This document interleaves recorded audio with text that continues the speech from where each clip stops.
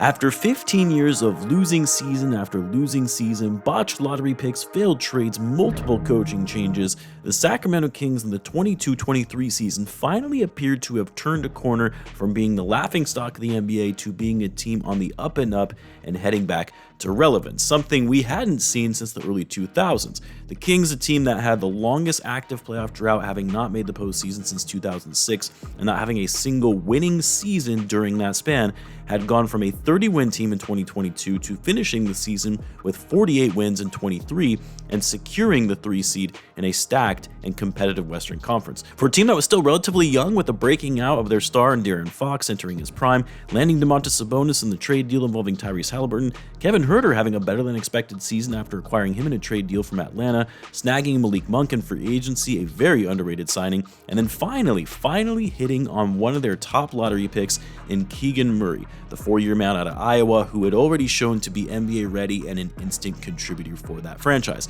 Everything clicked for the Kings in that season, finishing with the best offensive rating the league had ever seen at that time. It has since been broken. They played with incredible pace, efficient shooting, great passing, and the Kings were surprising everyone for a team going into the season that was predicted to miss the playoffs once again. And while the Kings would go on to lose in the first round against the defending champion Warriors, they would put up a good fight against one of the deadliest teams in the postseason and take that series down to the wire in 7 games. But despite the loss to the Warriors in that series, most people felt that the Kings would soon be a force to be reckoned with Fox leading the charge as their franchise player and future superstar. All they needed to do was add the right pieces on the margins, shore up their defense a bit, and they would be right back in the hunt at the top of the Western Conference again. Until that didn't happen, because even though the Kings would still be good, still better than what they had been for so many years and winning 46 games, that was only good enough to finish 9th in the West, and the Kings would ultimately miss the playoffs, losing in the play-in to the Pelicans. Not what you would expect from a team that had a lot of promise for the future. And so the Kings knew they had to do something. A small market franchise that had been seeking relevance for so many years finally got over the hump and saw some success. To see that slip away in just one season was not something the front office and ownership could let happen. And so over this past offseason, the Kings re-signed Malik Monk, who they believed was a key glue guy and energizer for the team, a player most people had speculated would likely go to a different team in free agency. But they made a very bold move by adding a third star to their already duo of Fox and Sabonis by acquiring the savvy veteran mid-range assassin in DeMar DeRozan, one of the greatest scorers of this generation. And I made a video shortly thereafter. The Kings, they're not messing around. They're taking this seriously and are pushing to bring themselves back to where they were just a year ago. I still didn't think they were going to be title contenders, but a team that would be better and playoff bound for the level of talent they had on their roster. As someone who loved DeRozan in his time in Chicago and seeing the impact that he brought both on and off the court, I thought this would be ideal for the Kings to stay competitive in the West. But over a fourth of the way into the season, things have not gone the way most fans had expected. In fact, the Kings have actually looked even worse than they did last season.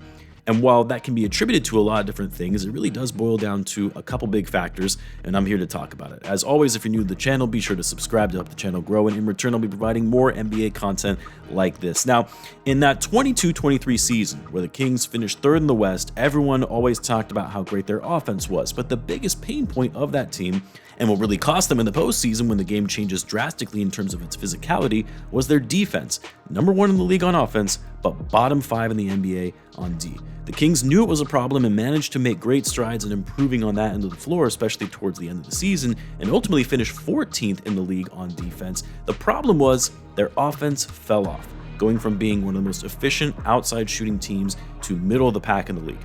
They were turning the ball over at a higher rate, they weren't passing and moving the ball as well, and their overall pace of play slowed pretty significantly. On top of that, they weren't getting the foul line like they had in years past, and they were shooting it terribly from the free throw line, finishing dead last in the league in free throw percentage. So okay, you bring in a guy like DeMar, who is a professional bucket getter. He gets to the line easily to help generate more scoring. He's an underrated passer. He's incredible in the clutch. Yeah, he's not going to add to your defense, but your defense had already seen some improvement. Now it's a matter of getting your offense where it needed to be. And while the Kings have been much better at getting to the line and also hitting their free throws, going from being last in the NBA to top 5 in the league, what's changed is the Kings have seen a massive drop-off in their pace of play, their ball movement, their overall number of shots they get up relative to their opponent, and they saw a big drop-off in threes taken, something that was hugely a part of their identity of this team just 2 years ago, is now a bottom 10 three-point shooting team. Now, of course, the easy takeaway from seeing that kind of drop-off is because of DeMar. DeMar, as great as he is, an incredible player, extremely skilled and crafty, his game, his style of offense, doesn't translate well in today's NBA. He's not a three-point shooter. He's not a guy that plays well in transition. Where he thrives is in the half court and playing heavy isolation ball to get to his spot in the mid-range. He does it incredibly well. But the problem is, it comes to the detriment of other players at times. Guys who like playing fast, who thrive in transition, guys who play well off the catch and shoot. And when the floor isn't being spaced as well as it once was, guys aren't able to get the kind of looks that they're used to seeing. Fox, Monk, Murray, even Kevin Huerter are all having down years shooting it from behind the arc. Murray is shooting just 30%. Huerter just as bad. And Fox, while he hasn't really been known for his three-point shooting throughout most of his career, more so his athleticism and slashing ability, Fox had one of his best seasons last year, shooting 37% on the highest volume of his career, whereas this season, he's back down to 33% and on fewer attempts. Now, this isn't all on DeMar DeRozan because I know it's coming off that way right now. If there's one thing I can say about DeMar is that he has no problem deferring to others and taking a back seat for the betterment of the team. And at the end of the day, while his style of play is clogging things up more inside and guys aren't able to get the kind of looks on the perimeter like they once did, Murray, Monk, Huerter, they all are still getting open looks and they simply haven't been knocking them down. All of those guys need to be better, more focused, more energized, and that's not on DeMar. The other key piece in all of this is Domantas Sabonis. As great as he is, one of the best bigs in the game right now, he had an incredible season last year, still has been just as dominant this season in terms of the type of numbers he's putting up, but his flaws, his weaknesses are starting to catch up to this team. A great passing big man who can score and crash the boards, but is an absolute disaster on the defensive end, so much so that teams are now targeting Sabonis on offense and going at him in the paint to draw contact or beat him off the dribble for an easy bucket. Sabonis also can't get out to the perimeter and guard your typical stretch bigs as of today. He'll come out, but then he'll get beat, and then doesn't have the speed to catch his man from behind to try and deter the shot. He's the worst shot blocking center in the league by blocking percentage. And a lot of times when you watch him, it also just seems like he doesn't really care to put forth any kind of effort on that end of the floor.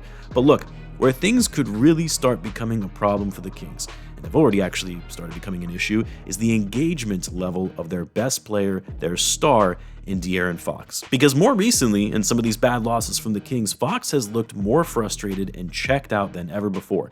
Man has been in the league for 8 years now. He's in the peak of his prime and has only been in the playoffs once and hasn't won a single playoff series. Eventually, you get to the point in your career as a star player in this league where you don't care about the money anymore. You want to win. And as most people know, Fox declined an extension from the Kings this past offseason, which means Fox will be on the final year of his contract after this year.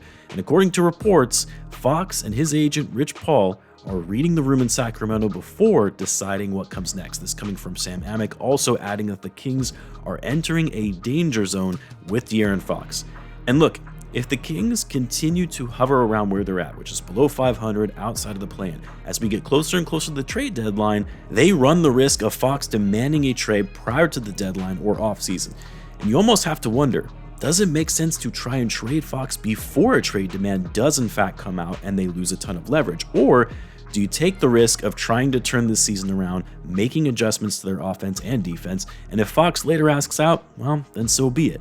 But if Fox does ask to be traded, and the Kings do in fact move him, what does that mean for their future? Fox was their franchise player, and Sabonis and DeMar, they're not going to be carrying this team.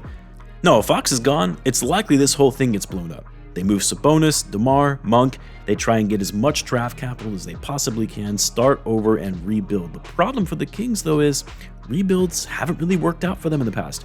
Multiple rebuilds and roster iterations of trying to build through the draft haven't worked out for them until they actually landed De'Aaron Fox. How long would it take for them to finally get back into the playoff picture again? Another 15 years? Not something that's going to be an easy sell to a Kings fan base that have gone through years of agony watching their team lose. But if Fox wants out, it might be the only path forward for them. It'll be interesting to see how these next few weeks play out as we get closer to the trade deadline. I would love to know what you guys think though. Let me know in the comments. As always, be sure to subscribe, and I'll see you in the next one.